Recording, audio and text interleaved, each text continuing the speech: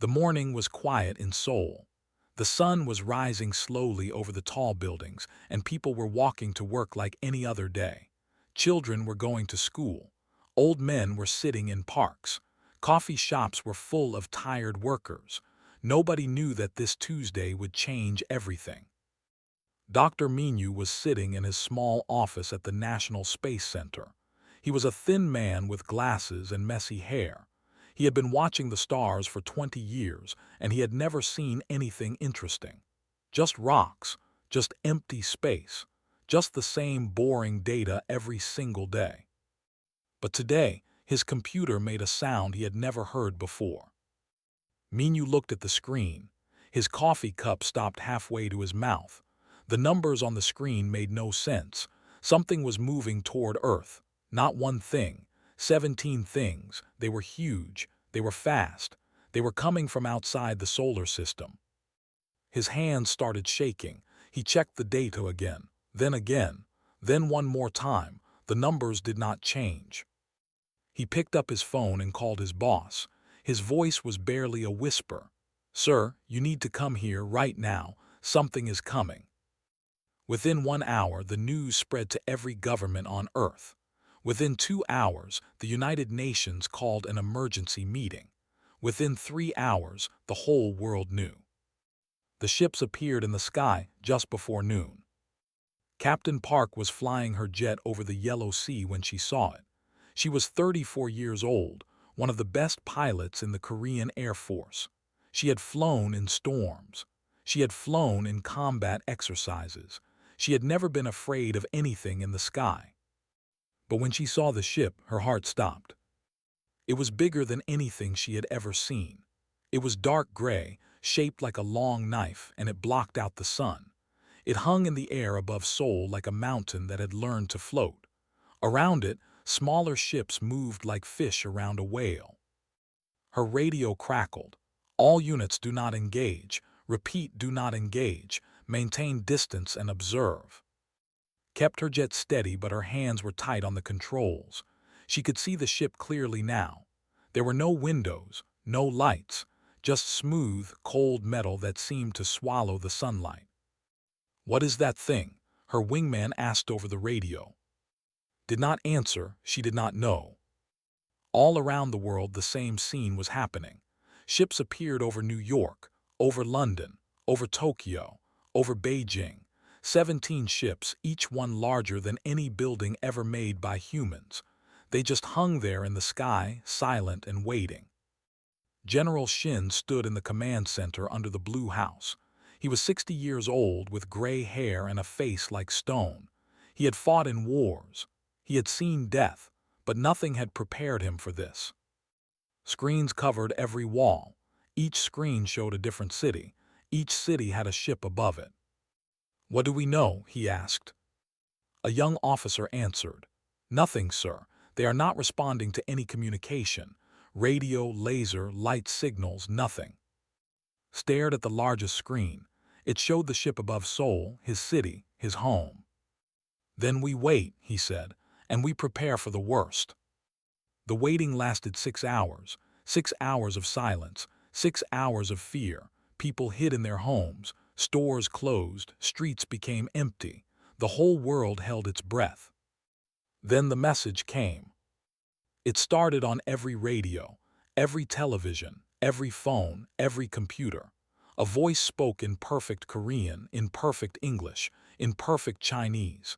In every language on Earth, the same words at the same time. "People of Earth, you have been selected for integration.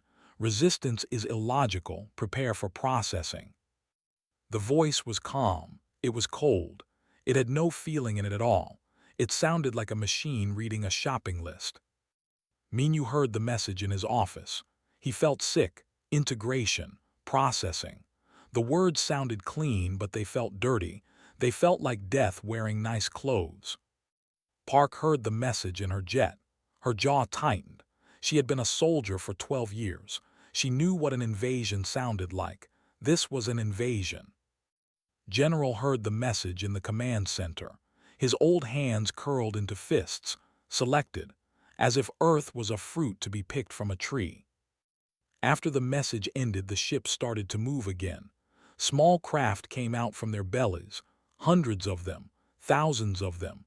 They spread across the sky like insects. But they did not attack. Instead, they flew over cities, over towns, over villages. Everywhere they went, beams of light shot down from their bottoms. The lights scanned buildings, roads, cars, people. A beam passed over Sjet. She felt a cold tingle run through her body like ice water in her veins. Then it was gone. "They are scanning us," she reported. "They are counting us." General watched the screens. Every city on Earth was being scanned. Every person was being recorded. "They are making a list," he said quietly. "They want to know exactly what they are taking." One of his officers, a young woman named, looked at him. "Sir, what do we do?"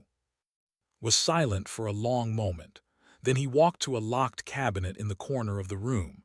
He took out a key that hung around his neck. He opened the cabinet. Inside was a single red folder. On the cover, 2 words were written: Protocol Horizon. Nobody had ever opened this folder. Nobody had ever thought it would be needed. It was the plan for the end of the world. Picked up the folder, he looked at his officers. Their faces were young, scared, waiting. "We prepare," he said. "We do not know what these things want, but if they want a fight, we will give them one." Outside, the scanning continued. The ships hung silent in the sky. The aliens were patient. They had done this before. They had conquered 1,000 worlds. Earth was just another number on their list. They did not know that this world was different. They did not know about the wolves that lived here. Flew back to base as the sun began to set. The ship still hung over Seoul, blocking the stars as they appeared. She landed her jet and walked across the empty runway. A young pilot ran up to her. His name was Oh. He was 26, fresh from training, and his eyes were wide with fear. "Captain Park," he said, "what are we going to do?" Looked up at the ship. Its shadow covered half the city. It looked like it could stay there forever. "We are going to fight," she said. "That is what soldiers do." "But they are so big, so advanced. How can we win?" Looked at the young pilot. She put a hand on his shoulder. "I do not know if we can win," she said honestly.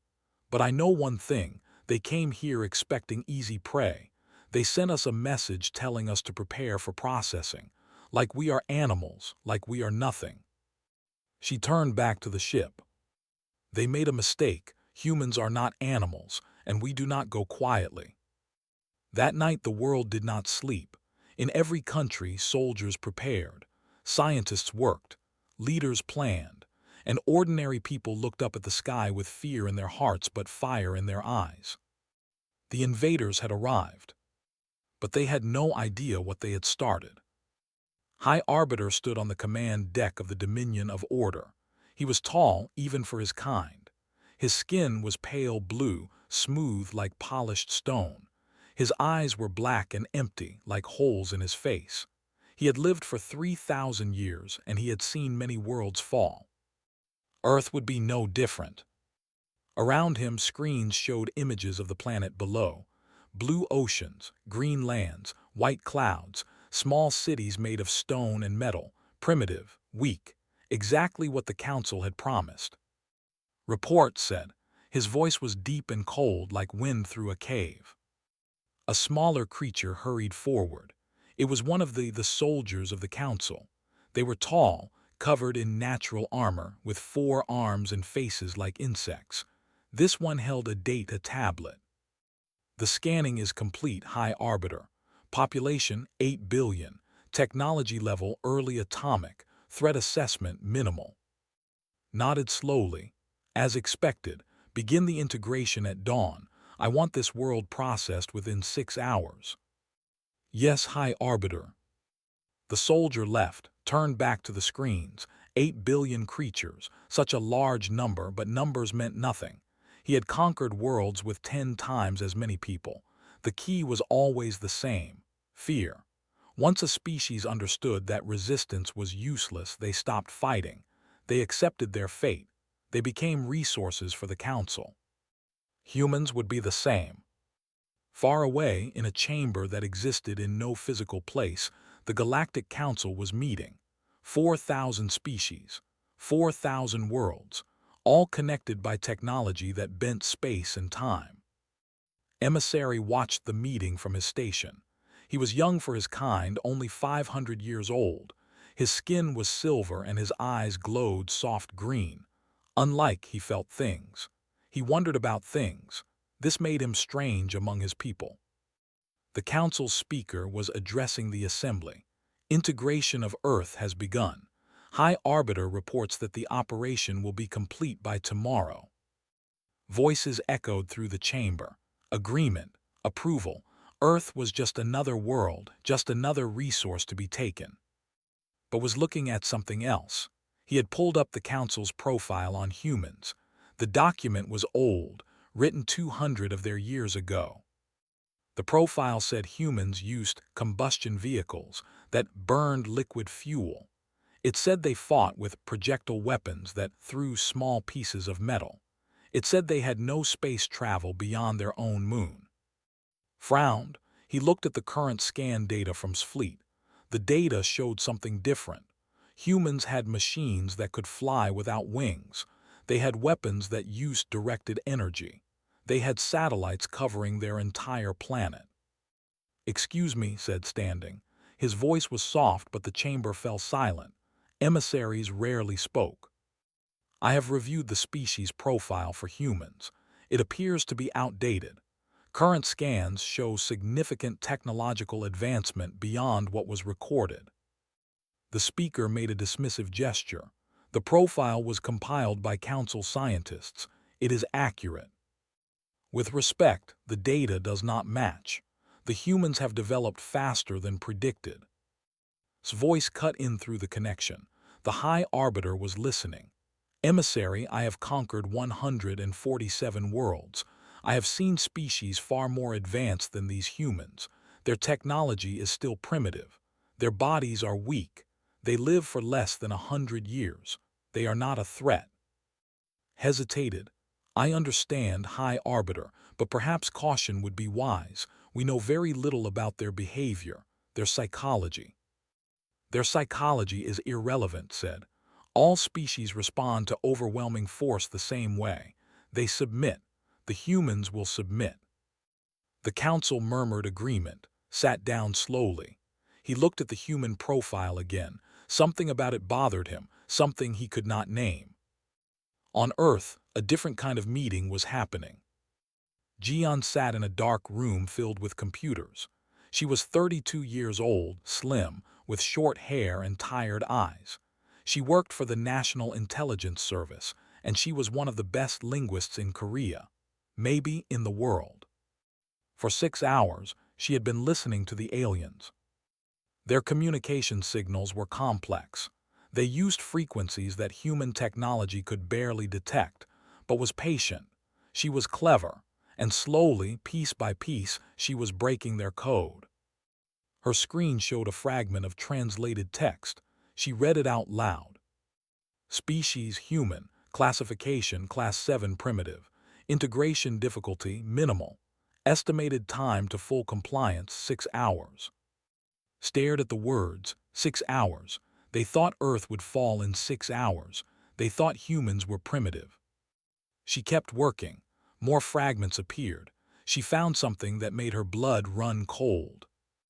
Note: humans show standard fear responses. Like all prey species, they will scatter when faced with superior force. No meaningful resistance expected. Prey species. They thought humans were prey. Picked up her phone and called General. "Sir," she said, "I have something you need to see." In the command center, listened as explained what she had found. His face did not change, but his eyes grew darker. "They think we will run," he said. "Yes, sir. Their entire strategy is based on fear. They believe that if they show enough power, we will simply give up." Was silent for a long moment. Then he almost smiled. It was not a happy smile. It was the smile of a wolf that had just heard the rabbit say it was not afraid. "They have made a mistake," he said. A very big mistake. He turned to his officers. Contact every military force on Earth, every army, navy, and air force. Tell them what we have learned. Tell them the enemy expects us to be cowards. He paused. Then tell them to prove the enemy wrong. Back on the Dominion, could not sleep. His kind did not need much sleep, but even the little they needed would not come to him tonight. He kept looking at the human data. The more he looked, the more wrong it seemed. He found old records, records from species that had been conquered long ago. He compared them to humans. Most prey species had one simple response to danger: run. Their bodies were built for escape. Their minds were built for fear. When threatened, they fled. When trapped, they froze. This was why integration worked so well.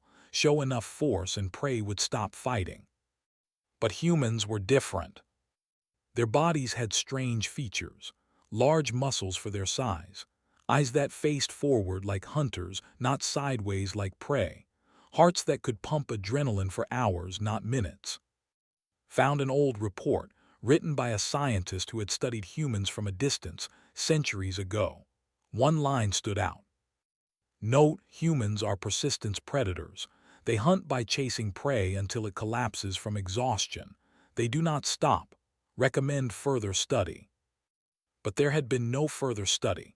The Council had labeled humans as Class 7 and moved on. Nobody had looked deeper. Until now. Sent a message to High Arbiter. I have found concerning information about humans. They may not respond to fear as expected. They may fight. His reply came quickly. Your concern is noted, emissary, but unnecessary. The integration will proceed. Watch and learn. Read the message twice. Then he did something he had never done before. He opened a secret channel, a channel that could reach Earth. He did not know why he did it. Curiosity, maybe, or something deeper, a feeling that something important was about to happen. On Earth's computer made a strange sound. A new signal was coming in, different from the others. This one was aimed directly at her station. She opened it carefully. Text appeared on her screen. I am not your enemy. The fleet above you expects you to surrender. They believe you are weak. They believe you are prey. Are they correct? Stared at the message. Her heart was beating fast. This was either a trap or the strangest thing that had ever happened. She thought for a long moment. Then she typed her reply. No, they are not correct. We are not prey. We are human. She hit send. In the sky above, the ships waited for dawn. They did not know that below them a world was waking up, not to surrender, not to run, but to fight. The Council had made their assessment. They had no idea how wrong they were. Dawn came to Seoul like a knife cutting through darkness. The sun rose red and angry, as if it knew what was coming. The great ship still hung over the city, a black shadow against the bloody sky. Captain Park was already in her cockpit. She had not slept. None of the pilots had slept. They sat in their jets, engines warm, waiting for orders that they knew would come. At exactly 6 in the morning, the alien ships opened. Doors appeared in their smooth metal sides, doors that had been invisible before, and from those doors came the soldiers. They fell from the sky like rain. Each one wore armor that glowed with strange light. Each one carried weapons that hummed with power. They landed in the streets of Seoul, their 4 arms ready, their insect faces showing no emotion. There were thousands of them, tens of thousands. General watched from the command center. His face was stone, but his heart was hammering in his chest. All units, he said into his radio, engage the enemy. May God protect you all. The battle for Earth began. Pushed her throttle forward. Her jet screamed into the sky, followed by 20 more pilots. They flew straight toward the alien ship, weaving between the falling soldiers. Squadron spread out, she ordered. Do not fly in formation, be unpredictable, make them guess. Her pilots obeyed. They scattered across the sky like seeds in the wind. The aliens tracked them with weapons that shot beams of blue light. One beam hit a jet to left. It exploded in a ball of fire. Did not look. She could not look. She aimed her jet at the largest group of and opened fire. Her missiles hit. Alien soldiers fell. For a moment she felt hope. Then more came, always more. On the ground, Lieutenant O sat in a small room filled with screens. He was the youngest drone operator in the Korean military. Today, he was commanding 300 drones.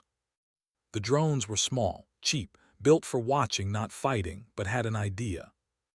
All drones, he said, attack pattern storm, hit them from every direction, do not stop moving. The drones flew into the streets of Seoul. They swarmed around like angry bees. The alien soldiers tried to shoot them down, but there were too many. Every time they destroyed one, two more appeared. The drones carried small explosives, nothing powerful, nothing that could destroy the alien armor. But when 50 explosives hit the same target at the same time, even armor failed. Soldiers started falling. The aliens were confused. Their commanders had told them humans would run, humans would hide, humans would beg for mercy. Instead, humans were attacking, from the sky, from the ground, from every building and every corner. A captain sent a message to the Dominion. High Arbiter, the humans are resisting. They are not retreating. Received the message on his command deck. His black eyes narrowed slightly. Increase the attack force, he said. Crush them. More doors opened in the ships. More soldiers fell. The sky above Seoul turned dark with alien bodies.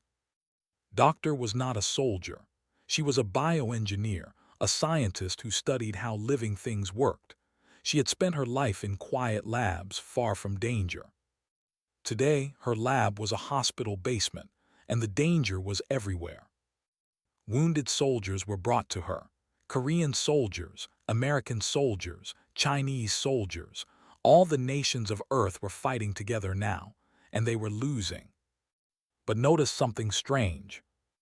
A dead was brought in for study.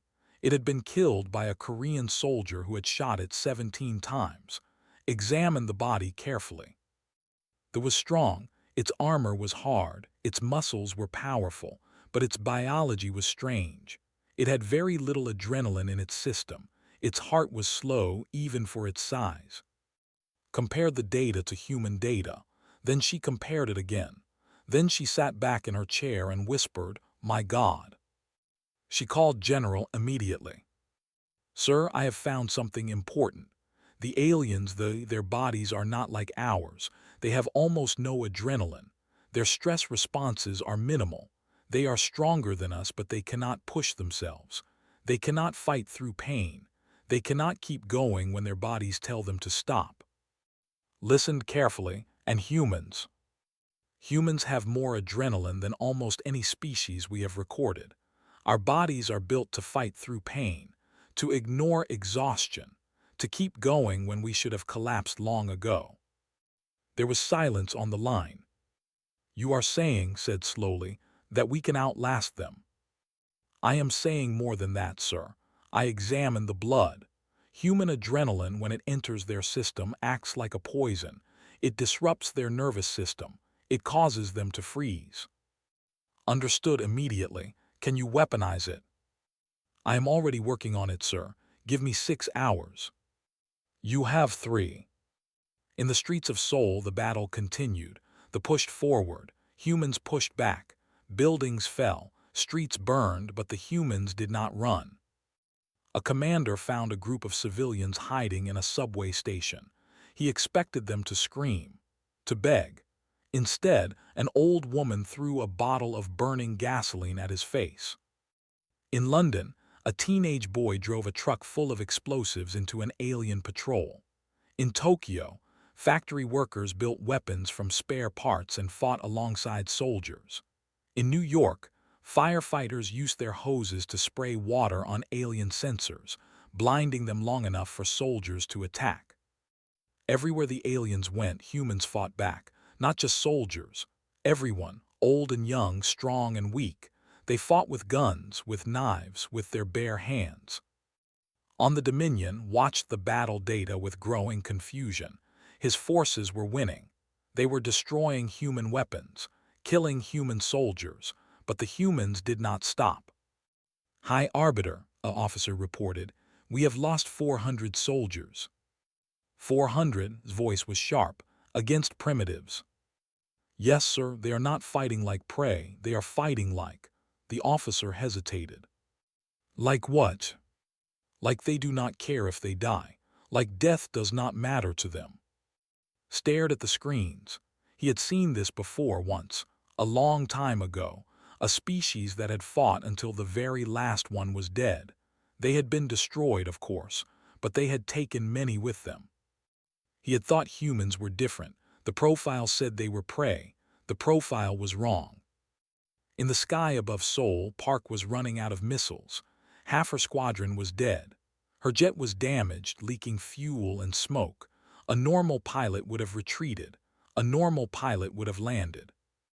Was not a normal pilot.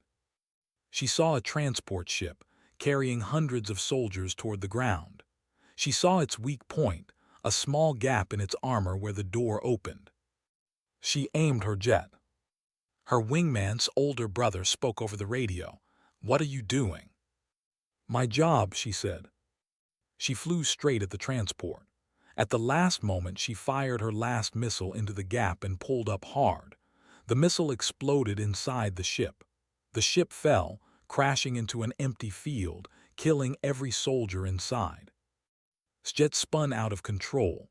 She ejected just before it hit the ground. She landed hard, breaking her arm, but she was alive. She stood up slowly. Around her the battle raged, fire and smoke and screaming metal. A soldier saw her. It raised its weapon. Did not run. She picked up a piece of broken metal from the ground. It was sharp. It was not much, but it was enough. The soldier paused.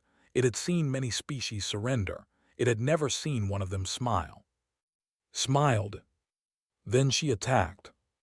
High above, in the Dominion, received a report that made him feel something he had not felt in centuries. He felt doubt. The humans were not breaking. 6 hours had passed. The integration should be complete. Instead, his forces were being ground down, slowly but surely, by creatures that were supposed to be primitive. He thought of the old saying from his home world, "Beware the prey that does not run, for it has forgotten how to be prey." Perhaps he should have listened. The Galactic Council chamber had not been this full in 1,000 years. Representatives from 4,000 species filled the great hall. Their voices created a sound like a storm, loud and confused and angry. They were afraid, and the council was never afraid. The speaker struck the great bell, and silence fell. "We have received a report from High Arbiter," the speaker said. "The integration of Earth has failed." The storm of voices returned, louder than before. Failed. Integration never failed. The council had conquered 1,000 worlds. Victory was not a question, it was a fact. Counselor rose from his seat. He was old, even by council standards. His body was gray and bent, but his mind was sharp. He led the military analysis division, and he had spent the last 6 hours studying the battle data from Earth. "I will present my findings," said. His voice was calm, but his hands were shaking. Images appeared in the air above the chamber. Images from Earth. Images of battle. "The landed at dawn Earth time," said. "They expected the operation to last 6 hours. It has now been 12 hours. Fighting continues." A voice from the crowd shouted, "How is this possible? Humans are Class 7 primitives." Nodded slowly. "That is what our profile said. The profile was wrong." More images appeared. Soldiers fighting humans. Humans that should have been dead but kept fighting. Humans that crawled through fire, through blood, through broken bones to reach their enemies. "We have analyzed human biology," continued. "They are not prey, they are something else, something we have not encountered before." He brought up a chart showing chemical levels in human blood. Humans produce a chemical called adrenaline. Most species produce small amounts of this chemical in moments of danger. Humans produce amounts that would kill most other creatures. This chemical allows them to ignore pain, to ignore fear, to fight long after their bodies should have stopped. The chamber was silent now. Every eye was on. "There is more," he said. "We observed human soldiers who were wounded, soldiers who had lost limbs, soldiers who were bleeding out. They did not surrender. They did not ask for help. They kept fighting until they died." He paused, and some of them were smiling. The silence broke into chaos. Smiling, during combat, during death. What kind of creature smiled while dying? Emissary stood up. "I tried to warn the council. The human profile was outdated. We did not understand what we were facing." A harsh voice cut through the noise. "What are we facing then? If they are not prey, what are they?" Looked at the chamber. Thousands of eyes stared back at him. "They are persistence predators," he said. "Long ago, before they built cities, humans hunted by chasing. They would pick a target and follow it. Not fast. They are not fast, but steady. They would chase their prey for hours, days. They would not stop. They would not rest. They would follow until the prey collapsed from exhaustion." He let this sink in. They evolved to never give up. It is in their blood, in their bones, in every part of their being. They do not know how to surrender. Their bodies will not let them. A new voice spoke. It was old and tired, like wind through dead leaves. "I have seen this before." Everyone turned. The speaker was Ambassador. She was ancient, older than almost anyone in the chamber. Her species had been part of the council for millions of years. She rarely spoke. "What do you mean?" the speaker asked. Moved forward slowly. Her body was small and frail, but her eyes burned with old fire. "My species was not always part of the council," she said. "Long ago we were like the humans. We lived on a world of struggle. We fought to survive. We evolved to be strong, to be relentless, to never stop." She looked at the images of Earth still floating above. "Then the council came. They conquered us. They took our fire. They made us soft. We forgot what we were." She turned to face the chamber. "But the humans have not forgotten. They are still what we used to be. They are what all species used to be before the council made them weak." She pointed at the screen showing a human soldier, wounded but still fighting. "Look at that creature. Look at its face. It knows it is going to die. It does not care.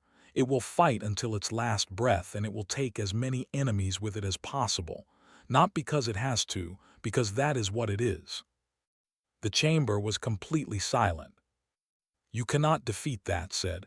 "You can kill it. You can destroy its world, but you cannot make it surrender. It does not know how." Counselor spoke again. "There is one more thing. We have intercepted human communications. They know about us. They know about the council, and they are not afraid." He played a recording. It was General speaking to his troops. "They came from the stars expecting sheep. They will find wolves. They will find that Earth is not a world to be taken. It is a world that fights back. Every human is a soldier now. Every city is a fortress. They will pay for every inch in blood." The recording ended. "They are calling themselves wolves," said. "It is a predator from their world, a pack hunter that never stops." His voice came through the connection from Earth. He sounded different now, less certain. "Council, I request reinforcements. The humans are more difficult than expected. With additional forces, we can still complete the integration." The speaker looked at the chamber. "What does the council decide?" Arguments erupted. Some wanted to send more ships. Some wanted to destroy Earth entirely. Some wanted to retreat and never return. Ambassador watched them argue. She had seen this before, too. Fear made creatures stupid. It made them fight each other instead of their enemy. She walked out of the chamber. No one noticed. She was old and small and unimportant. But she had a plan. On Earth, Jian received another message from. "The council is arguing. They do not know what to do. This is your chance. I am sending you data about the flagship, its power core, its weaknesses. Use it." Read the data carefully. The Dominion had a central power core that supplied energy to the entire ship. If it was destroyed, the ship would fall. The core was deep inside the ship, protected by layers of armor and thousands of soldiers. Reaching it would be almost impossible. Almost. She called General. "Sir, I have a target. The alien flagship has a weakness. If we can hit it, the ship falls." Looked at the data she sent him. His face showed nothing, but his eyes were calculating. "This would require a suicide mission," he said. "Flying directly into the ship, no one would survive." "I know, sir." Was silent for a long moment. "Ask for volunteers," he said finally. "Only volunteers. Make sure they understand what they are agreeing to." Nodded. She knew what would happen. She knew humans. Within 1 hour, she had more volunteers than she could use. They were not heroes, they were not special, they were ordinary people, teachers, workers, parents, children who had just become adults. They all knew they were going to die. They all smiled. Because that was what humans did. In the Galactic Council chamber, the argument continued. Ships were being prepared. Plans were being made. No one noticed that Ambassador had returned to her seat. No one noticed the small smile on her old face. She had lived for millions of years. She had seen empires rise and fall. She had forgotten what hope felt like. Now, watching the chaos in the chamber, watching the fear in eyes that had never known fear, she remembered. Earth would not fall. She was certain of it. And for the first time in a very long time, she was proud of what she was. A creature that did not know how to surrender. Just like the humans. General Shin stood before the screens in the command center. Behind him, officers from every nation on Earth watched and waited. Americans, Russians, Chinese, Europeans, Africans. For the first time in history, they were not divided. They were one. His voice was calm when he spoke. "They came here expecting sheep. They sent their soldiers to collect us like livestock. They thought we would bow our heads and wait for death." He turned to face them. They were wrong. Today, we show them what wolves can do. A cheer rose from the officers. Not loud, not wild, just a sound of agreement, of readiness, of acceptance. Captain Park was in a hospital bed when the call came. Her arm was broken. Her ribs were cracked. The doctors told her she needed rest. She got out of bed anyway. "Captain Park," a young nurse said, "you cannot fly. You are too injured." Put on her flight suit with one hand. It hurt. Everything hurt. She did not care. "I am not flying today," she said. "I am leading." The mission was simple in words, impossible in reality. They would send every aircraft they had at the Dominion. Most would be destroyed, but some would get through, and those few would fly directly into the ship's heart and destroy the power core. 300 pilots volunteered for the final attack. 300 people who knew they would not come back. Gathered them in a hangar. They were young and old, men and women from every country on Earth. Some were crying, some were laughing, some were quiet. "You know what we are going to do," said. "You know what it costs. I will not lie to you. Most of us will die, maybe all of us. But if we succeed, Earth lives, our families live, our future lives." She looked at each of them. "I cannot order you to do this. I can only ask. If anyone wants to leave, leave now. No one will judge you." No one moved. A young pilot, barely 20 years old, raised his hand. "Captain Park, I have a question." "Ask it."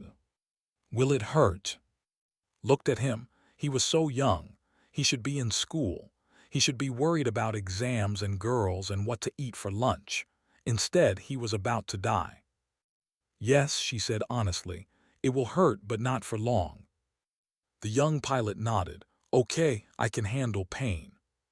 He smiled. They all smiled. Doctor arrived at the hangar carrying a small case. Inside were syringes filled with a golden liquid. "I finished it," she said. "Human adrenaline concentrated and purified. If you can inject this into the alien systems, it will disrupt their defenses. Their soldiers will freeze. Their weapons will fail." She handed the case too. "This is my gift to you. Use it well." Took the case. "Thank you, doctor." Looked at the pilots. Her eyes were wet. "Thank you, all of you." Lieutenant O was waiting at the control station. He would guide the drones that would cover the pilots. He would watch them die on his screens. When past him, she stopped. "Your brother died yesterday," she said. "In the first battle, he was a good man."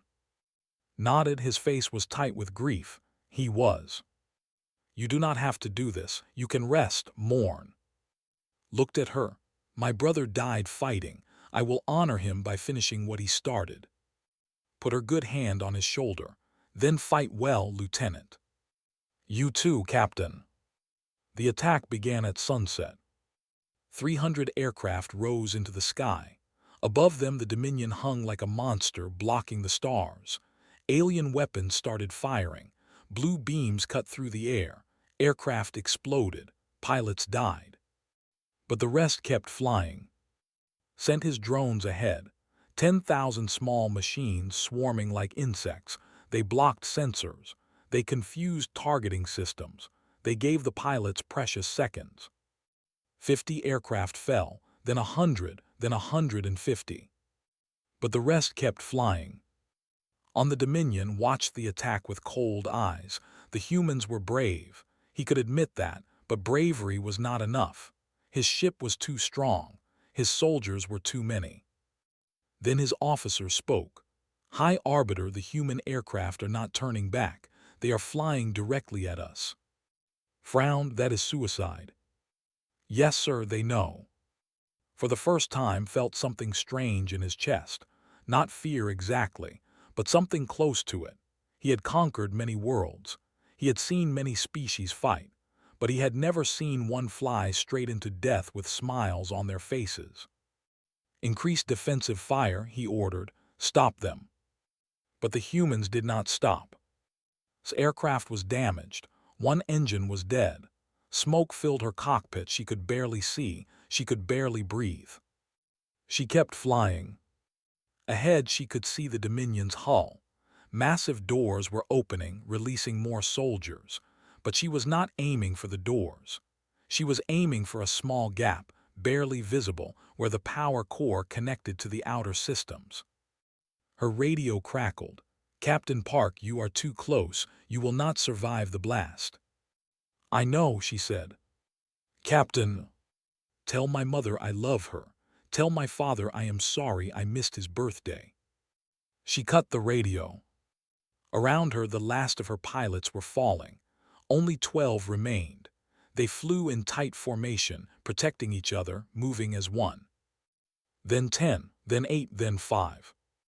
Saw the gap. It was small, so small, one chance, one shot. She aimed. Her wingman's voice came through, broken by static. "I am hit. I cannot make it." "Then make room for me." His aircraft exploded. He had flown directly into a fighter, clearing her path. 4 pilots left, then 3, then 2. Justin, one other.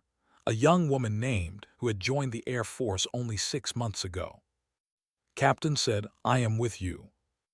"I know." They flew together into the gap. Soldiers fired at them, felt her aircraft shake.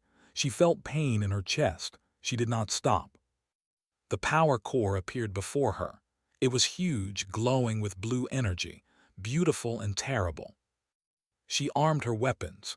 She armed the syringes of adrenaline that doctor had given her. She aimed at the core. "For Earth," she whispered. She fired. The missiles hit the core. The syringes followed. The golden liquid spread through the alien systems. For a moment, nothing happened. Then everything happened at once. The core cracked. Energy exploded outward. The whole ship shook. Soldiers froze in place as the adrenaline hit their systems. And Park flew into the light. On Earth watched his screens go white. The Dominion was falling. It was actually falling. The great ship that had blocked the sun was crashing toward the ocean, away from the city. He fell to his knees. Tears ran down his face. "She did it," he whispered. "She actually did it." Around the world, people watched the same thing. The great ships over their cities were shaking. Without the flagship, their coordination failed. Their weapons went dark. Their doors closed. Some ships retreated into space. Some crashed into empty lands. Some just hung in the sky, lifeless and dead. The invasion was over. General watched the Dominion fall into the sea. He did not cheer. He did not smile. He just stood there watching as the thing that had blocked his sky disappeared beneath the waves. "How many?" he asked quietly. An officer answered. "We lost 287 pilots in the final attack. Total casualties from the invasion. Still being counted, sir. Early estimates. Millions." Millions closed his eyes. And the enemy. All enemy forces on Earth have been neutralized or have retreated. The invasion force is gone. Gone, such a small word for such a big thing. Opened his eyes. The sky was clear now. Stars were appearing, real stars, not alien ships. "Send a message to every nation," he said. "Tell them it is over. Tell them we won." He paused. "And tell them to remember the ones who made it possible, the wolves who gave everything." Far above, in the Galactic Council chamber, the news arrived like a thunderbolt. The integration had failed. The flagship was destroyed. The human world had repelled the attack. For the first time in 10,000 years, the Council had lost. His last transmission played for everyone to hear. His voice was weak, broken. "Council, the humans, they are not what we believed. They are not prey, they are something else, something that should not exist. Beware, beware the humans." Then static, then silence. Ambassador listened to the message. She did not feel sad. She did not feel afraid. She felt hope. In a hospital on Earth, surrounded by doctors and machines, Captain Park opened her eyes. She was alive. Nobody knew how. Her aircraft had been destroyed in the explosion. She should have died, but somehow she had survived. A doctor leaned over her. "Captain Park, can you hear me?" Tried to speak. Her throat was raw, her body was broken, but she was alive. "Did we win?" she whispered. The doctor smiled. "Yes, Captain, we won." Closed her eyes. A tear rolled down her cheek. "Good," she said. And for the first time in days, she slept.